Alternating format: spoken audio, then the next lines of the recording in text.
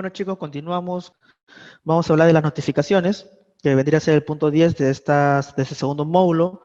Son 4 módulos, recuerden, chicos, un módulo por hora. Bueno, estaremos a abarcar lo más posible. Y sus dudas o preguntas tienen los 10 últimos minutos de la clase, de 12:50 a 1 de la tarde, para poder hacérmelas llegar con respecto a sus inquietudes. Mediante la resolución administrativa 69/2015, en este caso del 12 de febrero del año 2015, se aprobó el proyecto denominado Implementación de Sistemas de Notificaciones Electrónicas SINOE. Esto es muy importante porque esto a nivel nacional y en todas las especialidades se estableció una implementación progresiva en 3 etapas durante el periodo que medía de los años 2015 a 2016. Esta clase de notificaciones da la información proporcionada por el Poder Judicial y se advierte el número de notificaciones electrónicas realizadas por la Corte Superior de Justicia desde que se inició la implementación del SINOE hasta el junio del año 2017. En ese sentido, señores, tenemos aquí esta implementación que se han realizado acá 8.293.361 notificaciones electrónicas de los 33 distritos judiciales. En este caso, cabe resaltar que el 15% fueron cursadas por la Corte Superior de Justicia de Arequipa, distrito judicial donde comenzó la implementación del sistema. No sé por qué tienen esa fijación de siempre ir por provincia para poder hacer sus implementaciones. Así fue con el nuevo Código Procesal Penal. Iniciaron por, en este caso, Huaral, un sector pequeño, y así ver si va funcionando o no, experimentando siempre con algunos distritos. En la Corte Superior de Lima, señores, se cursaron más de 1.100.000 notificaciones electrónicas. Vemos que en Lima es la mayor cantidad que existe, ya que la población aglomerada se encuentra en Lima, aunque territorialmente somos pequeños, pero en población somos más grandes a nivel nacional, que representan el 14.1% del total, en el extremo opuesto de la Corte con la menor cantidad de notificaciones electrónicas en el Amazonas, que tiene el 0.2%, ya que tenemos en cuenta que Amazonas aún no está bien implementado el tema del sistema. La admisión de la demanda, ya lo había mencionado, chicos, que tienen que establecer aquí que esperar al demandar que el juez se pronuncie con una resolución de admisibilidad o no de la demanda. Si admite la demanda, no hay problema, proseguimos. Si ha rechazado tu demanda, inadmisible tu demanda, tienes que subsanar lo que te establece, ya que en este caso tenemos que establecer que los jueces y juezas pueden declarar inadmisible y improcedente su demanda en caso no cumpla con los requisitos de forma o fondo previstos en el Código Procesal Penal. Así que comiencen a revisar el artículo 124 del Código Procesal, perdón, el Código Procesal Civil, que señala que el plazo para expedir el precitado auto admisorio es de 5 días hábiles desde la presentación de la demanda. Tienen que tener en cuenta eso para que puedan tener la respuesta inmediata de la admisibilidad o no, o improcedente o no la demanda. La conciliación, esto quiero que ustedes lo tengan claro. Aquí he puesto en la presentación algunos datos muy importantes para que ustedes tengan como información referencia. Sin embargo, quiero hablar de la conciliación en otro aspecto. ¿En qué aspecto? Por eso que la clase se ha señalado de que la conciliación antes era un prerequisito, ¿sí? Esto era un prerequisito para presentar la demanda. Usted para demandar tenía que presentar su acta de conciliación, donde no hubo conciliación, no se pusieron de acuerdo, el señor nunca se presentó, etc. Tenía que haber un acta de conciliación, requisito de forma, en este caso dentro de la demanda de alimentos, para que ustedes puedan presentar su demanda. Eso ya está desfasado, se sacó, no es necesario, no es obligatorio. Usted puede demandar directamente sin conciliación, ¿de acuerdo? La conciliación también se puede dar en audiencia. ¿Cómo es esto? Si usted demanda directamente, el demandado y usted como persona están sentadas ante el juez en la audiencia única con sus abogados defensores cada uno, el juez lo que va a invitar siempre es a una conciliación, si ambas partes se pueden poner de acuerdo de propia voluntad en un monto. Si hay acuerdo entre ambos, pues emitirá su pronunciamiento en base a la conciliación que se hizo en audiencia por el monto. Entonces el monto fijado es por conciliación. Pero si es que no hay una conciliación en audiencia, no se ponen de acuerdo, la señora pide 1.000, el señor solo ofrece 500, no se ponen de acuerdo, ninguno de los dos sube ni baja su pretensión, entonces el juez que establece, a no haber acuerdo, emite o se pronuncia con una sentencia, él fijando el monto por pensión de alimento que pueda apelar, el demandante o el demandado si lo considera pertinente, para que esto se eleve al juez especializado de familia. Recuerda que tu demanda de alimento tendrás que presentarlo ante el juez de paletrado. Cuando tú solicitas como protección accesoria el tema de la demanda de alimentos, es decir, si tú estás iniciando un proceso de filiación, esto va en el juzgado de familia, pero como pretensión también está presentando se te fije, una vez que se reconozca como padre, también se le fija alimentos, entonces esto lo va a ver también el juez de familia porque está unida a tu pretensión principal que vendría a ser la filiación de la paternidad. o el reconocimiento de la paternidad del menor con este sujeto que no lo ha reconocido. Las citaciones de las partes también tienen que tener en cuenta, aquí eso se lo he puesto como referencia, no lo voy a tocar ahora, teniendo en cuenta que se le va a citar obviamente con día de anticipación para la fecha y hora señalada por el juez o jueza para la audiencia única que se va a llevar a cabo en sede judicial. Forma de conclusión del proceso. El Código Procesal Civil establece que en un proceso puede terminar a través de la emisión de una sentencia u otras formas especiales de conclusión. En este rubro se incluyen aquellas formas de conclusión de procesos distintas a la sentencia, ya sea con o sin pronunciamientos sobre el fondo del asunto, por un acuerdo voluntariamente concertado entre las partes o por, en este caso, por desidia de las mismas, un acuerdo de ambas partes que se ha llevado por el monto fijado, lo que les mencioné. En la audiencia única hay una última oportunidad que tienen las partes para conciliar en audiencia, por lo cual el monto puede ser fijado por conciliación o una sentencia. Es decir, cuando no hay acuerdo entre las partes, el juez va a tener que imponer el monto. ¿Qué es la sentencia? ¿Qué es la conciliación y qué es el abandono? Esto lo va a tener como referencia. La sentencia es el acto procesal que por excelencia sirve para concluir el proceso, ya sea estimando o desestimando la pretensión del demandante. Esto es, como sé que las personas que están aquí escuchándome, no todos son abogados, no todos son operadores de derecho, para que puedan entender que es una sentencia, es una decisión judicial, es un acto procesal que le pone fin a, a un proceso de alimentos, es decir, es la última decisión, pero también se puede concluir por una conciliación. Cuando las partes se sientan en la audiencia, el juez le da la oportunidad que concilien, ellos se ponen de acuerdo con el monto y finalmente emite su decisión que por vía de conciliación ambas partes han fijado el monto en este caso y es lo más conveniente que ambos estén de acuerdo, así no va a haber apelación, se entiende que se han conciliado, no hay apelación. En cambio, cuando hay sentencia, sí o sí, alguna de las partes no va a estar de acuerdo. La demandante porque el monto lo considera muy poco, o el demandado porque el monto lo considera muy alto. Ambos apelan o uno de ellos apela y se tendrá que subir al juez de familia como ente superior. ¿Qué es el abandono? El abandono no es el abandono del hijo, no es el abandono de la persona, sino es el abandono del proceso. El abandono se produce cuando el proceso ha quedado paralizado durante 4 meses o más en primera instancia sin que las partes hayan realizado algún acto procesal. Ustedes tienen que impulsar su acto procesal, ¿de acuerdo? Siempre tienen que estar pendientes, presentar documentos, solicitar requerimiento, la liquidación de pensiones de venganza, etc. Sentencias estimatorias, esto también está como referencia para ustedes, no lo voy a tocar aquí en la clase, pero sí lo van a poder tener en su material para que lo puedan leer y revisar. Cuadro también del monto de la sentencia, aquí tenemos sus montos donde los jueces aproximadamente fijan entre 500 soles máximo, otros de 500 a 1000, que es mucho más, un monto menor ya de 1000 a 2000 soles que fijan, y cuando son más de 2000 soles vemos que el monto es 0.8% de su monto mínimo porque se entiende que solo se puede afectar hasta el 60% de tus ingresos mensuales, por lo cual este 0.8 tenemos a jugadores de fútbol, a empresarios, a actores, que obviamente los hijos le pasan mucho más, ¿verdad? Por eso que es un monto menor, pero la mayor cantidad no pasa los 500 soles porque tenemos el sector B y C. Aquí no estamos hablando, en este cuadro, eso lo quiero tener bien, eso quiero que lo tengan claro, del total de personas en nuestro país, de padres, no. Ese es el porcentaje de demandas, de personas que demandan. Y la mayor cantidad de personas que demandan son porque no pueden llegar a un acuerdo con los padres, con la otra parte. Entonces, estas personas son la mayoría del sector B y C, por eso que los montos son de 500 soles, porque el ingreso de esta persona no supera los 3.000, 4.000 soles, entonces por eso que los montos son menor a 500 soles, mayor cantidad de sentencias con esos montos. Pero también darle claro de que el 81.2% es una cantidad muy grande del que no exceda de los 500 soles monto fijado, porque aquí tenemos de casos antiguos, hace 4 años, 3 años, ustedes podrán haber visto sentencias donde el monto era 200 soles, 250 soles, 300 soles de pensión de alimentos. Actualmente 300 soles le alcanza para pasar un hijo, para que subsistencia de un hijo, no.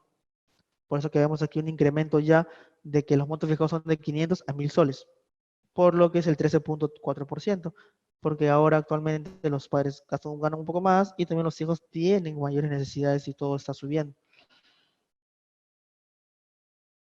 La apelación y la segunda instancia.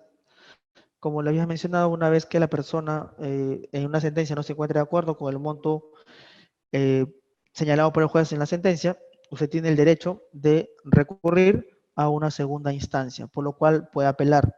Apelar es no estar de acuerdo con la sentencia establecida bajo los fundamentos y criterios que usted tiene porque lo que le ha fijado el juez no es suficiente, si es demandante, porque es muy poco, y usted señala que el señor gana más y tiene suficiente para poder pagar.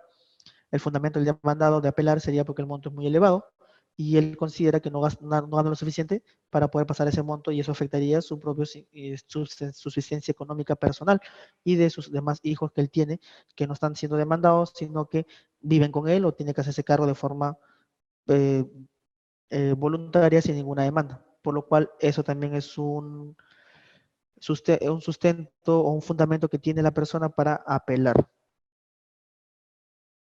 Aquí tenemos las sentencias consentidas y apeladas. El 89.6% de sentencias fueron consentidas y solo el 10.4% fueron apeladas. Ustedes sean abogados, operadores del derecho, tienen que conocer ambos aspectos, tema civil y penal, porque ustedes son abogados y van a patrocinar al demandante o al demandado por temas de un buen trabajo y un buen desenvolvimiento, solo conocer civil te limita a no ver más allá y las consecuencias penales de no cumplir. Si conoces ambos aspectos, vas a poder manejar tanto y proyectarte a futuro. ¿Qué va a pasar después? Mira, Juan, si no pagas tu pensión de alimentos, si no quieres pagar, posteriormente en tema penal te van a perjudicar, te va a generar antecedentes penales, te vas a poder ir preso. Esas consecuencias, lamentablemente, las personas no lo toman de una forma consciente. ¿Y qué hace esto? De que finalmente en temas penales se pongan la soga al cuello y muchos acaban en el penal. Y eso es lo que vengo a explicarle también, las consecuencias penales que son muy drásticas actualmente y que se considera un error llegar a un tema penal. Abogado que llega a temas penales porque su patrocinado lo ha contratado recién o porque no ha sabido manejarlo en el tema civil. Solo por eso llega a tema penal, porque la deuda se le acumuló tanto que los 20.000 soles que se ha generado de pensiones de vengadas no lo pueda pagar en los 3 días que le da el juez de plazo en el requerimiento y tenga que irse a la fiscalía y la fiscalía tampoco puede pagar o quiere pagar y eso es lo que lo manda al Poder Judicial y el Poder Judicial finalmente la jueza lo va a sentenciar. Obviamente es un resumen de lo que vamos a ver, pero antes de entrar al módulo 3 del delito de omisión alternancia familiar, quiero darle los tips y los secretos que ustedes pueden plantear en una demanda y cómo defenderse en este caso para que lo puedan entender. Tips número 1, primera estrategia. Cuando tenemos a una persona, ustedes son las demandantes obviamente, cuando vamos a demandar a un sujeto, el padre de nuestro hijo, si trabaja en una entidad privada, entidad pública, tenemos que solicitarle al juez que oficie a su entidad laboral para que le informe cuánto gana, ¿correcto? Ahí no hay problema, ahí siempre sabe.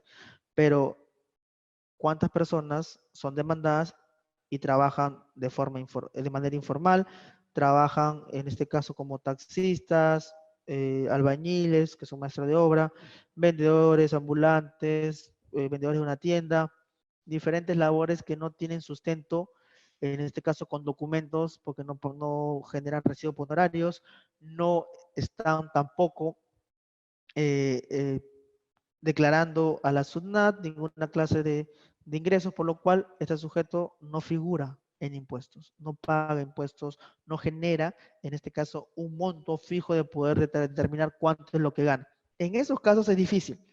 ¿Y qué dice la norma civil en este caso? Cuando no se tiene conocimiento del monto que esta persona tiene como ingresos, se tendrá que asumir que es una remuneración mínima vital. Es decir, que el señor tiene el tema de estelar, que tiene el tema, perdón, de una razón mínima vital actual, que son 930 soles, si no me equivoco, como ingresos netos, y por lo cual, en base a ese monto, se tendrá que fijar el 60%. Es decir, matemática simple. Si el señor no tiene ingresos formales que se puedan acreditar, se entiende que el señor gana una remuneración mínima vital, es decir, 930 soles. Y si solo se le puede afectar hasta el 60%, es decir, que tu demanda finalmente te van a dar como máximo solamente entre 500 soles o 550 soles máximo, porque es el 60% de los 930 soles. Entonces, si tú no puedes demostrar o acreditar que el señor gana más, pues te fijarán esto, porque él dirá, yo soy ambulante, soy taxista y mis ingresos no superan ni siquiera una remuneración militar, entonces se tiene en cuenta que se deberá basar en una remuneración militar. ¿Y de dónde viene la estrategia? Que ustedes tienen que averiguar cuánto gana. ¿Y qué se tiene que hacer? Simplemente preguntar indagar, investigar en qué trabaja. Si tú ya lo sabes porque es su pareja o sabes dónde trabaja, si es albañil, si es taxista, ya sabes que es taxista, si trabaja como vendedor en una tienda es vendedor, entonces ya tienes algo fijado de qué es lo que hace. Tienes que ir a averiguarte cuánto es lo que gana aproximadamente. Yo soy abogado, no sé cuánto gana un taxista porque nunca he realizado dicha labor, pero me imagino cuánto debe ganar. Pero la imaginación no es algo concreto, que es hacer, simplemente me subo a un taxi, señor, inicio la conversación para poder establecer un vínculo amical y poder preguntarle ciertos detalles personales que nadie te va a querer decir, a menos que le caigas bien. Y si tengo familiares o amigos que sean taxistas, pues mucho más fácil. Simplemente les pregunto cuánto ganas diario, gano tanto, cuánto ganas semanal, tanto, cuánto sacas mensual, tanto. Es decir, cuánto puede llegar a sacar un taxista. Tengo un amigo que es taxista, su promedio es de entre 3.000 a 3.500 soles mensuales si trabaja, en este caso, y dependiendo de cuáles son los horarios. Eso que los fines de semana se va a pasear, o sea, tiene todavía días libres. Esta persona gana de 3.000 a 3.500 soles mensuales. Entonces, es su ingreso real de una persona taxista. Hay otros que ganan mucho más. Un ingreso promedio. ¿Qué puedo hacer? Si tengo una familia con esta persona, pedir, ¿qué cosa? Una declaración jurada de este amigo conocido, vía notarial. Ese documento es un jurado notarial donde yo, Juan Pérez, soy taxista del vehículo de placa tal, realizo labores de taxi formal en tal lugar, por lo cual yo gano un ingreso mensual de 3.000 a 3.500 soles mensuales. Y lo mismo señalo para los fines para que sea pertinente la persona que lo va a presentar. Este caso, esta declaración jurada, y así puede juntar 1, 2, 3 declaraciones juradas con esto que son estos documentos de fecha cierta y documento de declaración jurada que está señor señalado a juramento que gana eso, para que lo juntes a tu demanda. Cosa que con eso le vas a señalar al juez en tu demanda que vas a adjuntar como anexo esas declaraciones juradas y cuando se le corra traslado al demandado, él vea, ¿y cómo sabe que ganó 3.000, 3.500? ¿Cómo se enteró? ¿De dónde sacó? Ah, la declaración jurada se pasó, mira cómo ha averiguado. Muy bien, ¿qué hace el taxista? El señor demandado va a responder su demanda. Su abogado, que no son ustedes, porque ustedes van a estar preparados, ¿qué va a hacer? Muy bien, señor juez, yo no gano 3.000, 3.500, yo solo gano 2.000 soles. ¿Qué de bueno hizo para nosotros como demandantes? Esa fue la estrategia, el tip número 1. Buscar, en este caso, que la persona responda, que conteste, que se altere, que se asuste. Es decir, que esta persona nos diga, ¿y cómo sabe cuál gano 3.000, 3.500? ¿Cómo se enteró? ¿Cómo adivinó? Pues no, voy a mentir, gano 2.000. ¿Pero qué hizo? Nos dio un monto base. Es decir, en este caso, ya no hablaremos que si no se sabe cuánto gana el señor, se fijará el monto sobre 930 soles, que es una ración mínima vital actual. Entonces se tendrá que fijar más, tenemos un monto mínimo que será 2.000 soles que él dice ganar. Entonces, por lo menos ganamos aquí que el señor se le fije por los 2.000 y nosotros decimos que él gana 3.000, 3.500. Entonces tenemos aquí que él ya nos dijo, nos dio un monto. Se asustó y nos dio un monto que sabemos que no es verdad, pero un monto base. Entonces voy a ir a pelear sobre ese monto. El 60% ya no sería 550. Cuando se pone de 2.000, sería, en este caso, 1.200 soles. Entonces tenemos aquí 1.200 soles como máximo de ganancia con ese monto que él dice ganar, que vamos a enfrentar en la audiencia. Pero nosotros decimos que gana 3.000 soles, 3.500, por lo cual el 60% deben ser aproximadamente 1.800 soles, de 60% como monto máximo que puedo pelear. Entonces, eso es lo que yo quiero que tengan ustedes. Técnicas, tips como demandado, si no es necesario ser abogado. Recuerden, la demanda se puede presentar con la sola firma del demandante, es decir, si es menor de edad, por la madre que lo presenta, que es la representante del menor. No es necesario firma de abogado, eso ya se dijo hace mucho tiempo. No es necesario tener estudios de abogado para firmar una demanda, sino simplemente la persona demandante lo puede firmar y presentar. Es gratuito, no hay ningún pago que hacer para la demandante. El demandado sí es oneroso el proceso.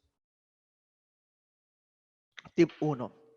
Propiciar que la persona te responda, que reaccione y que te dé un monto, por lo menos de base, para no caer en la reducción mínima vital, que es un monto mínimo, y por eso que hay sentencias con 200 soles, con 300 soles, montos muy pequeños.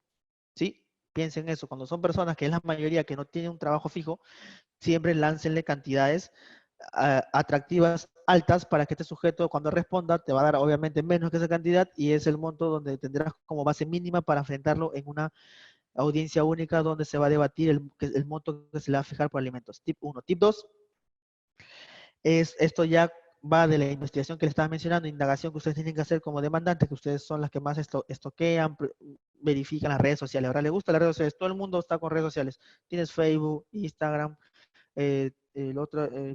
diferentes redes sociales que ustedes puedan manejar, donde toda persona presube fotos. Él sube fotos, estados, donde se va a advertir una situación muy distinta muchas veces a la realidad. ¿En qué sentido? Esta persona tienes que proyectarte que cuando te conteste la demanda va a decir que es un pobrecito, que no tiene trabajo, que no tiene dinero, que tiene 20 hijos, que no puede pagar que la pensión de alimento, que solo le puede dar 100 soles a sus hijos porque es todo lo que le puede dar. Muy bien, y si tú vas a quedarte con eso, y peor aún, el sujeto cuando te contesta la demanda dice que no gana nada y por lo cual no resulta el primer estrategia, que es lanzarle un monto alto, porque él sigue diciendo que no tiene trabajo, que gana muy poco y que gana solamente 800 soles, o sea, todavía menos una suma vital. Entonces, si no tienes esa respuesta a favor tuyo, de los 2.000 soles que hemos mencionado como monto base, que el señor dice es ganar, sino él dice que no gana nada, que gana muy poco, que tiene poco dinero, entonces ese tip no funcionará como queremos, pero para eso tenemos que respaldarlo. ¿De qué manera? Cuando ustedes van a presentar su demanda, tienen que apoyarse con diversa información documentaria que sustente su demanda. ¿Y cuál es esa? La investigación y la indagación. ¿De qué manera van a hacer ustedes? Van a entrar a las redes sociales, todas las redes sociales que tenga este señor. Si no pueden entrar ustedes porque están bloqueadas, la mayoría de chicas están bloqueadas por su expareja, a una amiga, a una vecina, las redes sociales son públicas. No es, en este caso, inmiscuirse en la intimidad ni la privacidad de las personas. No confundan a esos chicos, un consejo que les doy: no cometan delito, no se inmiscuyan en temas privados o íntimos de la persona, es decir, no se metan a su casa, no se metan al trabajo, es decir, en una empresa donde trabajan no se deben meter, no se pueden meter porque estarían cometiendo delito en este caso, pero sí pueden ver las redes sociales. Las redes sociales son información pública que está, por eso que lo suben, porque todo el mundo lo ve, entonces son informaciones públicas. ¿Qué se hace ustedes? Sacar las fotos. Ven en el Instagram, en el Facebook, que el señor tiene fotos comiendo en restaurantes caros o en restaurantes, comiendo o viajando fuera de Lima, se encuentra en Ica, en Cusco, en Amazonas, etcétera. Viajes que se va a comprar a supermercados. Alguien que tiene dinero se va a comprar a supermercados, obviamente. Alguien que no tiene dinero compra en el mercadito, en la bodeguita de la esquina, porque es lo que le alcanza. También cuando va al supermercado, porque va a comprar cantidades. Cada boleta por ir a este toma te, te le sale más de 100 soles por cada compra, por cada vez que vas. Entonces, tenemos que bajar todas las fotos donde las personas suben. Porque le digo, todo hombre o mujer, si es demandada también, siempre tiene ese ego, esa facilidad de querer que todos vean lo que compra, lo que come, lo que usa, dónde está, lo que hace, para que todos tengan ese envidio, simplemente le gusta publicar su vida todo segundo. Aquí en el mercado, aquí en la tienda, aquí comprando ropa, mira mis zapatillas nuevas, y todos le dan like, le dicen sí, comentarios, esto, lo esas actitudes tan narcisistas o tener un ego de que todos vean lo que haces o no haces, esta actitud te va a servir como demandante. ¿Cómo te va a servir? De que tú vas a captar la foto cuando estás tomando desayuno en un lugar caro, almorzando, de viaje, de paseo, en discotecas. Esa nunca falla, en las discotecas siempre todos se toman fotos en discoteca. ¿Y dónde toman la foto? No bailando, sino a lo que toman. Sí, porque se toman una botella de cerveza, no las toman fotografía. ¿Qué toman ellos fotos? Al whisky de etiqueta roja, negra, doble black. Esas fotos te dice qué cosa, que este sujeto, si va a una discoteca, mínimo paga una entrada. Muy bien, paga consumo, solo consumo. Un whisky, ¿cómo te cuesta en una discoteca? La discoteca más simple te costará el whisky 150 soles. El rojo, obviamente. Entonces, esto genera que este sujeto tiene dinero para irse a discotecas, para comprarse whisky caros, cuando en Tambo te cuesta 50 soles. O sea, imagínate el costo. Te digo de que esta persona tiene poder adquisitivo, dinero, solo que le miente a los jueces diciéndole que no tiene dinero. Pero tú, como lo desmientes, diciéndole mentiroso con fotos, de que todas estas fotos acreditan que este sujeto, de sus redes sociales personales, presume algo, dice algo distinto a lo que él menciona en su constatación de demanda o en la audiencia. Señor juez, el señor tiene fotos viajando, tomando, comprando cosas. Me compré mis nuevas zapatillas de cierta marca, foto. Aunque no le hayas comprado, te probaste la zapatilla y le tomaste foto para poder presumirla, en las redes sociales, pues lamentablemente esa foto te servirá en contra. Porque nadie va a decir que te las has comprado o no, simplemente tú pones ahí, comprándome mis zapatillas nuevas, la foto de la zapatilla de marca con tu pie puesto ahí, que dice que tú te las has comprado. Señor Juan, yo no me la compré, yo solamente me tomé la foto. Bueno, señor, pero usted lo que dice, pero en la foto es otra cosa. Entonces es un mentiroso. Te das cuenta que eso también da un enfoque al juez de que el sujeto queda como mentiroso, que el sujeto queda mal ante el juez, porque esta persona dice algo que no es, o miente descaradamente sobre la foto. Esas fotos son antiguas, ahí está la fecha, señor, que usted la ha subido hace 2 semanas, hace un mes, hace 5 meses. Entonces son fotos actuales. Investiguen e indaguen en redes sociales. Paso número 1. Paso número 2, entren a SUNAR o vayan a SUNAR, registros públicos, y con el nombre de la persona, que se haga el detallado de todos los vehículos que tengan su nombre. Ustedes pueden, en este caso, imaginar o presumir que esta persona tenga vehículos y por lo cual este sujeto tenga que pagar, en este caso, mejor dicho, tenga que pagar una pensión adecuada porque tiene vehículos, tiene poder adquisitivo que él dice no tener.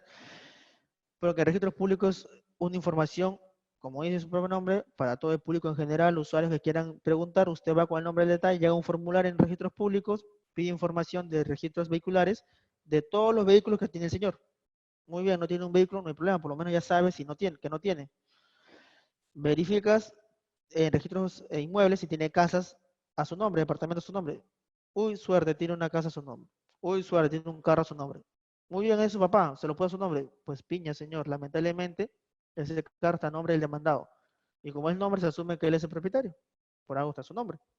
Correcto, entonces también indaguen en redes sociales, indaguen en registros públicos, vehicular e inmuebles. ¿Para qué? Para saber si tiene bienes a dónde afectar o tiene posibilidades económicas que él niega tener. Y con eso le sacas el fresco, lo pones, en este caso, en evidencia de ser un mentiroso, es una persona que va a fingir algo que no es realidad.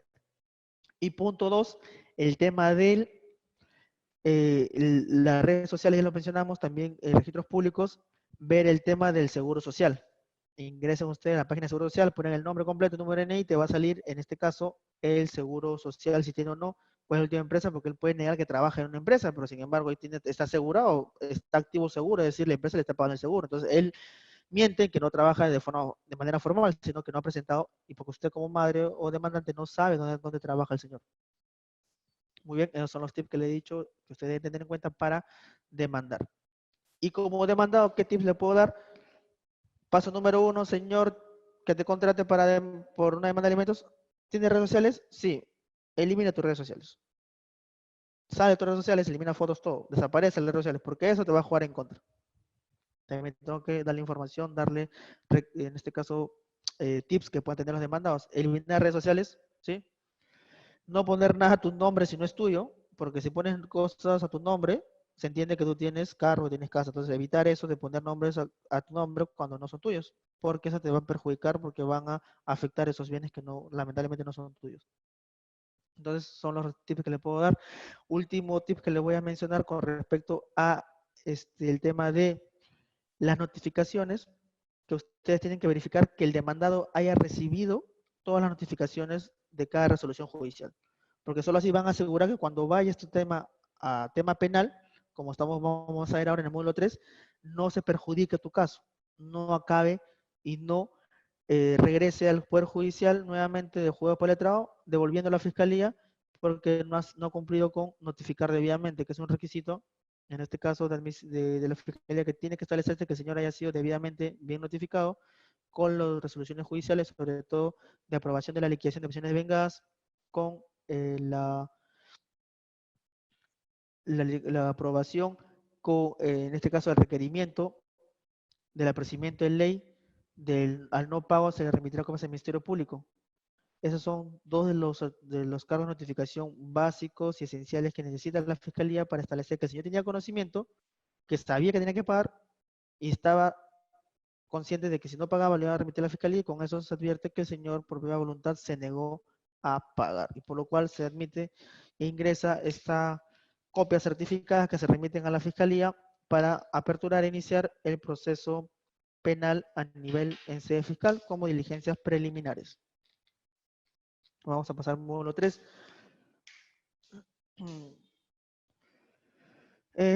No voy a ser muy incisivo en el tema penal para que ustedes de repente se puedan confundir un poco. En el proceso penal, el proceso de alimentos tiene una única vía procesal. ¿Cuál es esa? El proceso inmediato. ¿Qué es el proceso inmediato? Lo vamos a ver ahora. ¿Cuál es el bien jurídico protegido? Es decir, ¿qué protege este delito de omisión en la instancia familiar? El bien jurídico protegido es la familia, y específicamente los deberes de tipo asistenciales. Es así que jurisprudencialmente se ha sostenido que el comportamiento punible en esta clase de ilícitos es el de omitir la observancia de la prestación de alimentos ordenada por resolución judicial. Es decir, esta persona no cumplió con las pensiones devengadas que le fueron requeridas en un plazo de 3 días para que pague. Como no cumplió una resolución judicial que le exigía el pago en 3 días, y en caso que no pague, se remitirá las copias al Ministerio Público. Se entiende aquí que el señor habría afectado a su menor hijo, porque es el deber de tipo asistencial de pasar los alimentos, es una obligación que tiene él como padre. ¿Quién es el sujeto activo? Sujeto activo se conoce a la persona al cual está siendo denunciada penalmente. Sujeto activo puede ser cualquier persona, no hay ninguna característica especial, puede ser una persona natural, obviamente solo natural, no jurídica, porque todos los padres somos naturales, una persona natural, la misma que está obligada judicialmente a prestar la pensión de alimentos. Tú no vas a denunciar por omisión a tu vecino cuando tu padre fue el demandado y él fue el que no cumplió, sino tienes que, se denuncia, el sujeto activo vendría a ser el mismo sujeto demandado del proceso civil, ¿de acuerdo? De este modo, entonces, los sujetos que pueden ser pasibles de una resolución judicial serán los cónyuges, ascendientes, descendientes y los hermanos. El mismo orden de relación que se habría seguido son los mismos que pueden ser sujeto activo. Recuerden, el mismo sujeto demandado va a ser el mismo sujeto denunciado. Mismo sujeto demandante, es decir, el menor, va a ser el mismo sujeto agraviado. Se traslada este vínculo al tema penal, no se confunda. Sujeto pasivo es el beneficiario de la pensión alimentaria. Si es un menor de edad, el menor, ¿representado por quién? Por su madre, porque el menor no se puede representar a sí mismo. Profesor, una pregunta, muchos me dirán. ¿Qué pasa si mi hijo, cuando demandamos, tenía 16 años? O en el proceso de la última liquidación, mi hijo tenía 16 años y el señor no ha cumplido, remitieron copias y ya cumplió 18 años. Actualmente tiene 18. ¿Quién es el agraviado? ¿Va a estar representado por la madre? No. El agraviado es el menor de edad que ya cumplió la mayoría, y Juan Pérez, que es el padre, y su hijo es Carlos Vera, pues Carlos Vera tendrá que ser agraviado y él tendrá que asumir, en este caso, el caso como demandante. La madre no lo podrá representar porque el señor ya no es menor de edad, sino es mayor de edad, pero la obligación alimentaria nació cuando era menor, sí, pero el hecho que aquí lo que estamos viendo no es una pensión de alimentos, aquí lo que estamos viendo en tema penal es la pensión de vengada, el periodo de pensiones de vengadas. Lo que usted reclama en penal no es que el señor le pague la pensión de alimentos. Lo que usted reclama en penal es el conjunto de meses sumados que se convierte en liquidación de pensiones de vengadas por un periodo de tal mes, tal año, a tal mes de tal año. Ejemplo, como le dijimos al inicio, la demanda se inició y duró 5 meses hasta la sentencia, ¿de acuerdo? ¿Recuerdan? El señor no pagó ni un sol. ¿Qué pasa? Cuando cuando se dicta la sentencia, pasan 5 meses más, el cual usted cita la liquidación de pensiones vengadas, que la sentencia fue 500 soles, por 10 son 5.000 soles más intereses, eran 125 soles de intereses, 5.125. Muy bien. Ese monto es las pensiones de vengadas. Se aprueba la pensión de vengadas, se requiere, el señor no cumple. Se remite copias a la fiscalía de esas partes principales del expediente civil. Entonces, la fiscalía recibe las copias y ve el monto. Nosotros vamos a únicamente investigar y determinar sobre el monto de los 10 meses que el señor debe, que son los 5.125 soles. Este es el delito, el hecho de no cumplir con el pago de esas pensiones de vengadas. Si el señor cumple o no con los alimentos, eso no es el tema del fiscal. Es usted como demandante, como abogado del demandante, del denunciante, tiene que hacerlo valer su derecho en el juzgado correspondiente, juzgados de paz letrado, donde está su caso de alimentos. El perseguir el tema que el señor siga cumpliendo o no con su pensión de alimentos es tema civil. Nosotros tenemos el tema penal, esa deuda que se generó por ese periodo y ese monto, únicamente eso. El delito de omisión se encuentra regulado en el artículo 149 del Código Penal, primer párrafo, que establece el delito de omisión propia es aquel que supone la desobediencia, en este caso, de esta persona de orden jurídico con independencia de los efectos que puedan generarse, por ejemplo, proporcionar los alimentos o subsidios impuestos por el derecho de familia. Traducción para el caso, para el delito de omisión de familiar se constituye en un ejemplo de los delitos de omisión propia. La gente omite cumplir los deberes legales de asistencia alimenticia. ¿Qué puedo decirle de esto? Que cuando un padre se le fijó una pensión, el mismo no cumplió, se generaron otra vez, como le dije, las pensiones devengadas. Ese conjunto de meses sumado, que son pensiones devengadas, aprobadas, requeridas, impagas, ese monto va a pasar a tema penal. Y ustedes van a pelear porque el señor, como denunciantes, pague ese monto. Y la fiscalía va a velar que se cumpla con el pago de ese monto generado como deuda, no de la pensión mensual, sino del monto. ¿Qué pasa si después de varios meses el señor deja de cumplir igual y se genera otro periodo? Y irá nuevamente a la fiscalía y será otro proceso. Entonces, conclusión, respuesta.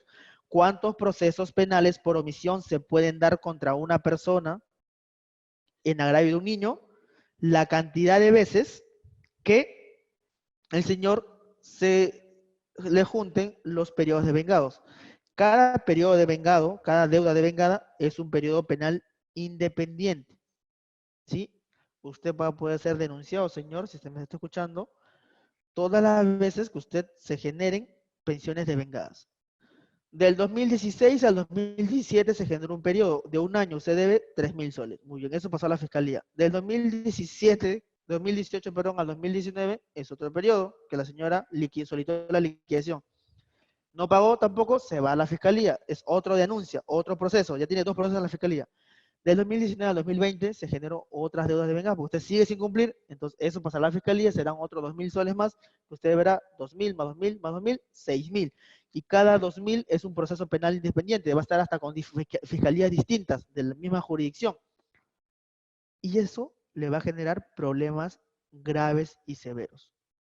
Entonces, como les digo a ustedes como público, que tengan mucho cuidado, que se les junten y que les llevan las denuncias penales, porque las personas demandantes también tienen una estrategia en tema de denunciar en periodos cortos, el tema de los, en periodos cortos, los devengados, para que después se generen procesos independientes y a usted le llevan 4 a 5 procesos. Yo en la fiscalía donde laboro veo procesos de omisión que una señora tiene 3 procesos penales por 3 periodos devengados contra un mismo señor por 3 periodos distintos.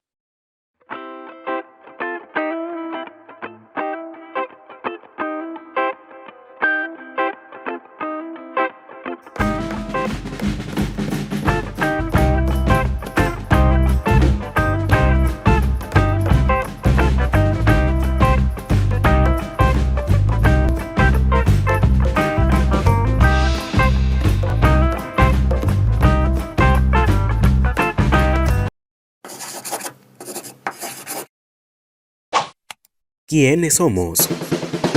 Somos un equipo de profesionales que por la experiencia adquirida conocemos que muchas veces más difícil que estar inmerso en un proceso judicial es no conocer nuestros derechos y tampoco los recursos que tenemos para defenderlos. ¿Qué encontrarás con nosotros? Aprender el derecho de forma práctica para aplicarlo de forma sencilla. Brindaremos cursos, talleres y diplomados virtuales a un costo accesible. Contamos con la certificación, al tener el respaldo de distintas instituciones reconocidas a nivel nacional. ¿Qué es lo que buscamos?